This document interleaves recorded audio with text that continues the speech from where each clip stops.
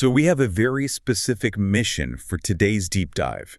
If you're listening to this and you're gearing up for your Chapter 4 microeconomics exam, we've got you covered. Absolutely. We are taking those incredibly dense textbook concepts, the ones with all the overlapping graphs, and we're translating them into a real-world study guide. Yeah, we want this to be the ultimate cheat code for your test. Yeah.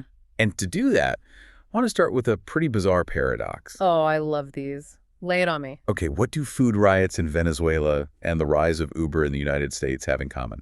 Well, on the surface, literally nothing. Right, absolutely nothing. But let's rewind a bit. So back in 1960, the average income in Venezuela was like the envy of Latin America. It was actually more than twice as high as Argentina's. Wow, twice as high. That's massive. Exactly.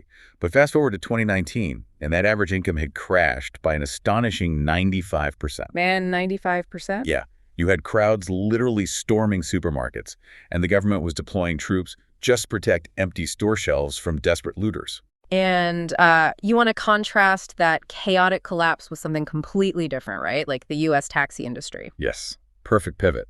Because for decades in New York City, if you wanted to operate a yellow cab, you had to buy this government-issued medallion.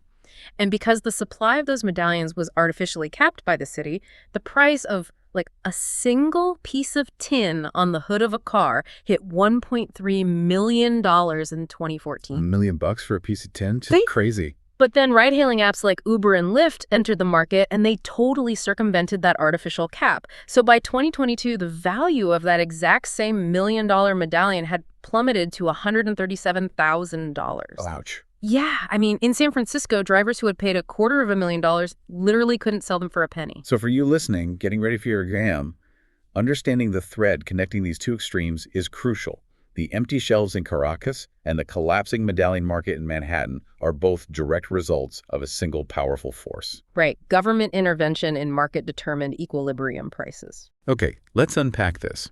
Because before we can understand how governments break markets, we really need a baseline. Like, how are markets actually supposed to work? Yeah, the machinery of a perfectly efficient, competitive market. Because when nobody is messing with it, buyers and sellers don't just trade goods, they actually generate measurable happiness. Measurable happiness. Yeah. Economists literally track this feeling of winning. For the buyer, it's quantified as consumer surplus. Okay, consumer surplus. Let's define that for the exam.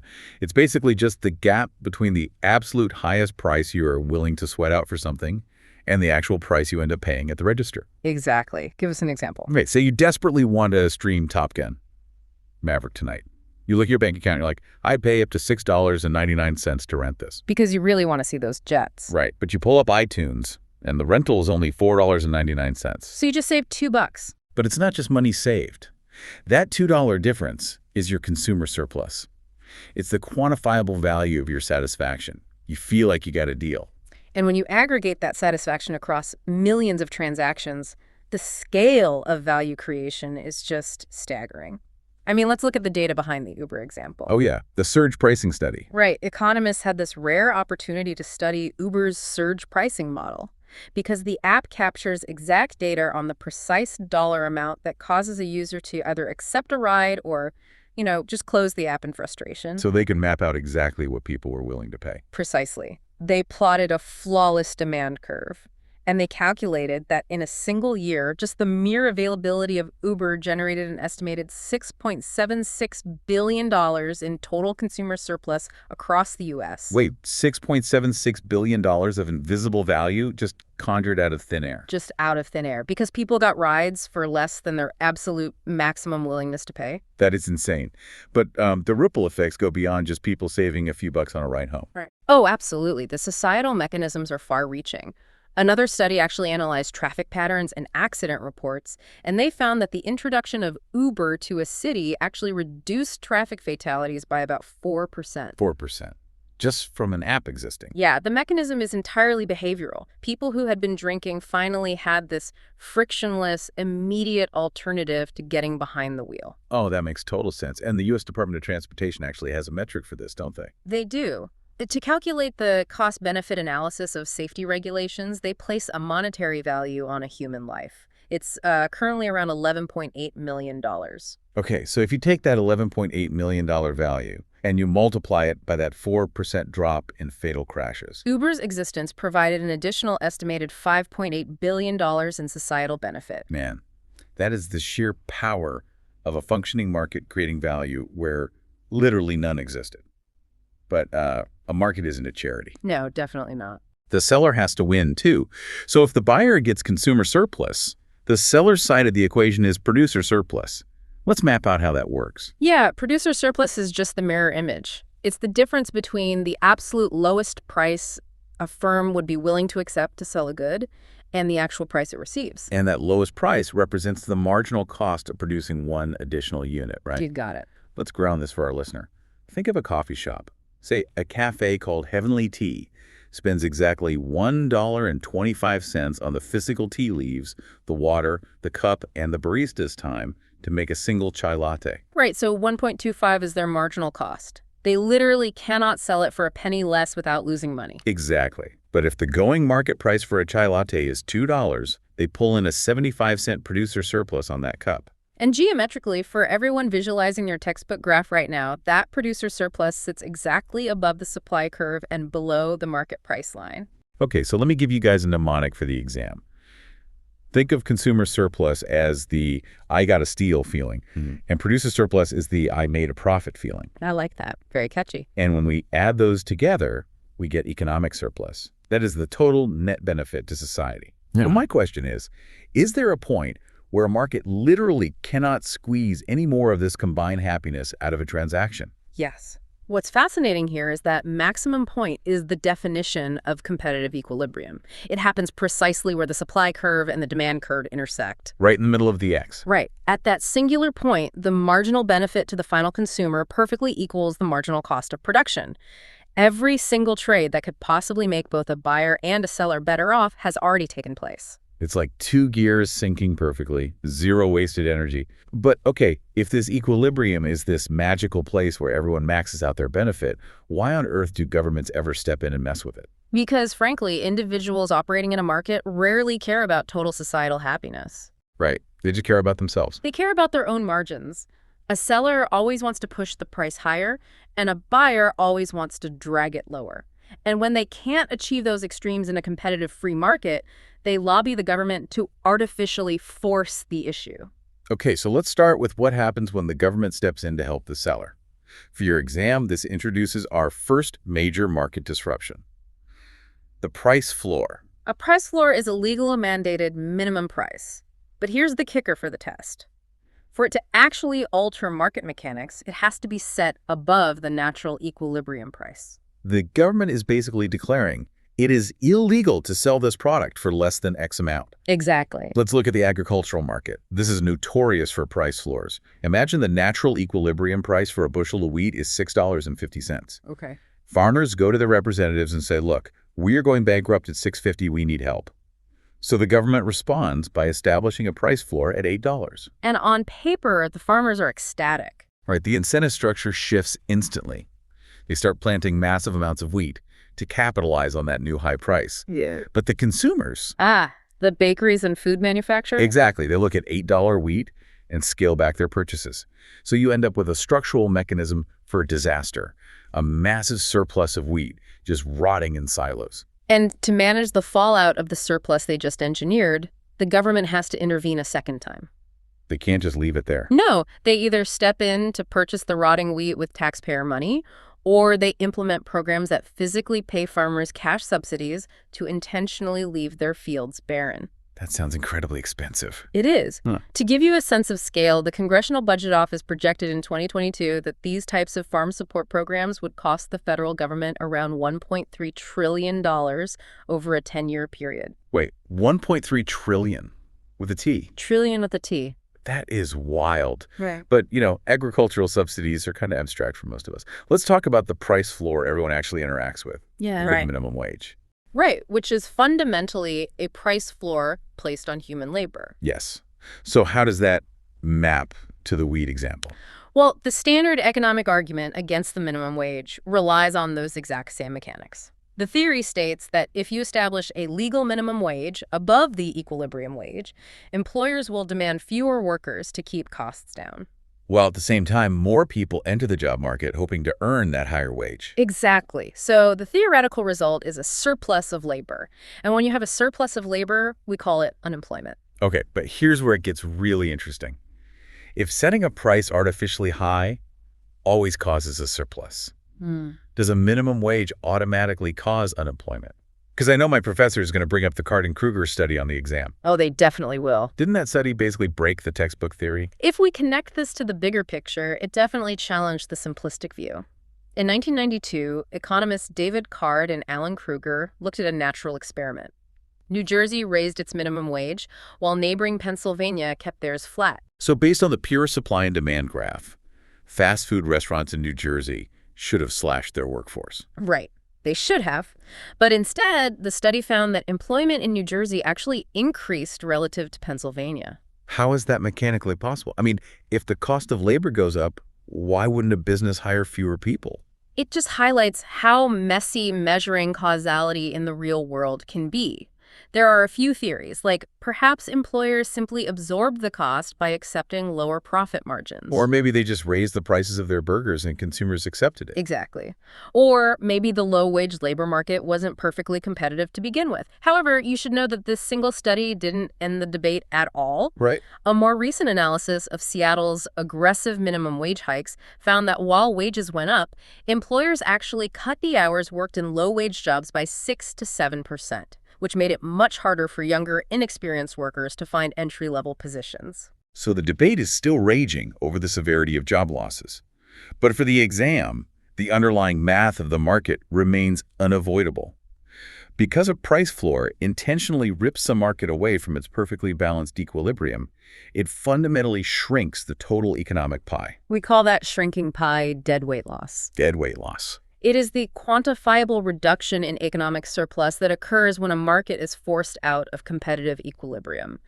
It represents mutually beneficial trades that simply become illegal to execute, like an employer willing to pay $10 an hour and a teenager willing to work for $10 an hour. But the law says the minimum is 15, so the job doesn't happen. Exactly. It's like a dance floor where the government steps in and says, hey, for safety, everyone must stand 3 feet apart. Suddenly, 20 people are forced to leave the club. They wanted to dance, there was physical space for them to dance, but the new rule prevents it. That is a great analogy. That empty space on the floor is the deadweight loss. And policymakers have to look at that empty space and ask, is the benefit of raising the incomes of the workers who keep their jobs worth the deadweight loss and the potential unemployment for those pushed out? Which is why we see economists favoring alternatives, right? Like the Earned Income Tax Credit. Yeah, the EITC. It provides a tax refund directly to low-income workers, so it boosts their take-home pay without acting as a price floor that disrupts the hiring mechanics. Okay, so price floors help sellers but create these massive gluts, whether it's grain silos or labor pools. What happens when the public demands the exact opposite? You mean helping the buyers? Right, like housing is a basic human right, the rent is too high, cap it. Rent control is basically the government putting a ceiling on the price. Yes. A price ceiling is a legally binding maximum price. And again, for your test, to alter market behavior, it must be set below the natural equilibrium price. Okay, let's visualize this. Imagine the natural equilibrium rent for a city apartment is $2,500 a month. The city passes a law capping rent at $1,500. Instantly, the quantity of people demanding an apartment skyrockets. Who wouldn't want a $1,500 apartment? And exactly. But landlords look at that $1,500 and realize it might not even cover their property taxes and maintenance. So the quantity supplied plummets. You get a massive housing shortage. A huge shortage. But let me play devil's advocate here. If my rent goes up by $1,000 tomorrow, I am evicted. I'm out on the street. Isn't creating a temporary shortage worth keeping people in their homes? In the short term, the specific individuals who secure those capped apartments absolutely win. Right. But the unseen long-term mechanisms are devastating to the housing supply. Landlords facing capped revenues will simply stop maintaining the buildings. Roofs leak, heating systems fail. Because they literally don't have the profit margin to fix them. Exactly. And over time, landlords might abandon the properties entirely or convert them into condos to sell them off and escape the rental market completely, which permanently reduces the housing stock. Or it just drives everything underground. Like, desperate tenants start offering thousands of dollars in secret, under-the-table key money just to secure a lease. We see that all the time. Landlords might also pull their units off the long-term residential market and put them on sites like Airbnb to bypass rent control entirely. It totally distorts everything. And it gets worse. Because rent control engineers a massive shortage, a landlord might have 50 applicants for a single cheap apartment. Okay. This total lack of competition among landlords radically alters their incentives. It actually increases the likelihood of racial or other illegal discrimination. Wait, really? How? Because a prejudiced landlord faces absolutely no financial penalty for rejecting qualified minority applicants when there is a line of 49 other people waiting at the door. Wow. It completely warps human behavior. And we saw this exact same dynamic paralyze supply chains with price gouging laws during the early days of COVID. Oh, the hand sanitizer panic. Yes. Demand shifted massively to the right overnight. Under normal free market conditions, the price of an 8-ounce bottle of sanitizer would have naturally risen from $3.99 up to maybe $5.99. But 34 states had strict laws against price gouging, which effectively slapped a price ceiling on that bottle at $3.99. So in the immediate short run, whoever happened to rush the pharmacy first bought every single bottle, wiping the shelves clean for everyone else. And let's look at the medium run mechanism here. If the price had been allowed to rise to $5.99, companies like EO Products out in California would have seen a massive spike in potential producer surplus. Right. They would have had the financial incentive to pay workers overtime, speed up assembly lines, actually convert other factory equipment to pump out more sanitizer. But with the legal price ceiling stuck at $3.99, the marginal cost of paying factory workers double time exceeded the price they were legally allowed to charge, so they didn't produce the extra supply. And the shortage persisted for months. Okay, I need to jump in here to save you from a classic exam trap. Oh, this is a big one. People use scarce and shortage interchangeably on tests. Don't do it. Scarcity is a permanent fact of nature. There's a limited amount of fresh water, a limited amount of gold, a limited amount of time. But a shortage is a specific, man-made mathematical condition. Exactly. It occurs only when the quantity demanded exceeds the quantity supplied at the current price. There's no shortage of most scarce goods. Porsches are incredibly scarce, but there isn't a shortage of them. Because the price is allowed to rise to completely balance out supply and demand. Exactly. So if we synthesize the mechanics of both price floors and price ceilings, it reveals 3 universal outcomes. Right. First, you create clear winners, like the farmer securing $8 wheat or the renter securing the $1,500 apartment. Second, you create losers, the consumer paying higher grocery bills, or the family who just can't find an apartment at all. And third, you guarantee a deadweight loss. Every single time the market efficiency is destroyed. Which brings us to the third and final way governments alter that perfect equilibrium: taxes. Right. Just as Oliver Wendell Holmes famously said, taxes are what we pay for a civilized society. I mean, we need roads, schools, a legal system. But taxation fundamentally distorts the market just like price controls do. Let's break down the cigarette tax. Okay, assume the natural equilibrium price for a pack of cigarettes is $6. The government decides it needs revenue and imposes a $1 tax per pack on the sellers. So what does this all mean for the exam? Like, if the government taxes the seller $1, does the seller just cross out $6, write $7 on the pack, and pass the whole dollar onto the buyer? This raises an important question, but the short answer is no. The burden of a tax rarely falls on just one party. The mechanism dividing that burden depends entirely on elasticity. So essentially, who is more desperate or inflexible? Exactly. When the government taxes the seller, it artificially raises the cost of production, shifting the supply curve upward. But the seller knows if they raise the price all the way to $7, a significant number of casual smokers might just quit. They'll lose too many customers. Right. So the new equilibrium settles somewhere in the middle. Let's say the final price at the register becomes $6.90. Okay, let's track the money for the listener. The consumer used to pay $6. Now they pay $6.90. The consumer, because they are addicted and therefore have inelastic demand, absorbs 90 cents of the tax burden. Their consumer surplus takes a massive hit. And the seller. Well, the cashier collects $6.90 from the customer, but the business must immediately hand $1 over to the government. Right. So the seller is left with $5.90. They used to keep $6. So the seller absorbs 10 cents of the burden. Their producer surplus shrinks as well. Both lose surplus. So the government successfully collects its tax revenue, which is the $1, multiplied by millions of packs. Right. But the true burden of a tax isn't just the money going into the government's bank account, is it? No, not at all. Because the price of cigarettes increased to 6.90, fewer total packs are being bought and sold compared to the old $6 equilibrium. And those missing trades represent lost economic surplus. Deadweight loss strikes again. The ghost transactions that never happen. Exactly. Economists call this the excess burden of the tax. The true cost to society is the actual tax revenue collected, plus the deadweight loss of the destroyed trades. A double whammy. Yeah, and a major branch of public finance economics is entirely dedicated to advising governments on how to engineer taxes that extract necessary revenue while minimizing that exact excess burden. Wow. Okay, we have dissected a massive amount of market machinery today. Let me summarize the ultimate exam cheat sheet for you. Go for it. First, free markets maximize total societal happiness economic surplus when they achieve equilibrium. Second, government interventions, whether floors, ceilings, or taxes, force the market away from that natural balance. Third, these interventions purposefully create specific winners and losers. And fourth, they always shrink the total economic pie, creating a deadweight loss. If you internalize those four mechanics, you are ready for the test. But I would add one final conceptual tool your professor will definitely test you on. What's that? Knowing the difference between positive analysis and normative analysis. Oh, this is crucial. Everything we've mapped out today, calculating the excess burden of a tax, proving that rent control creates a housing shortage, is positive economics. It is the objective, factual study of what is. But deciding whether a policy is actually good or bad, that is normative economics. That is the realm of what should be.